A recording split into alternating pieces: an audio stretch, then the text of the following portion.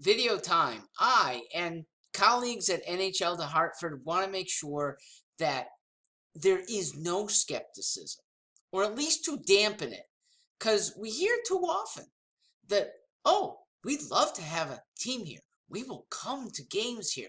We'll buy stuff. I want to take my kids skating when I know that there's a major league hockey franchise here, but they're not going to come. All right, so that end part, just save it, because it doesn't really influence, okay? If you would go to games, were there a team here, then just wait for it to happen, okay?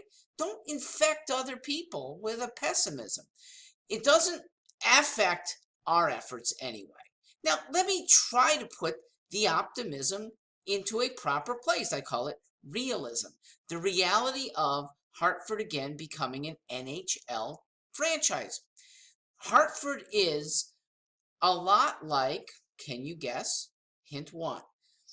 A place that up until a few years ago had no major league sports franchise. A place that has about the same DMA for television viewership.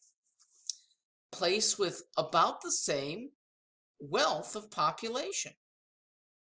That place would be, yes, Vegas, which after 2 seasons has had a remarkably successful new NHL franchise, okay? With, in some ways, less going for it than Hartford. I mean, how many people out there grew up skating, okay, or watching hockey, and yet they're not a flash in the pan, okay? First year, success right out of the gate.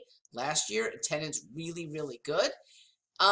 Without a culture of hockey, they're thriving. They're in the middle of the franchise value teams, okay? We just want to be on the bottom rung.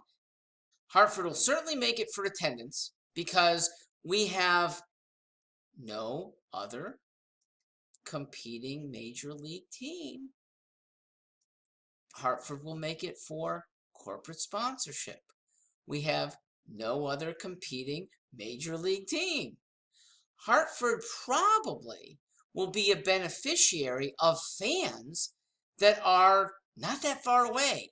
Ranger fans, Bruin fans, even Islanders fans, likely to come to a good number of our games, come to our restaurants, buy our stuff.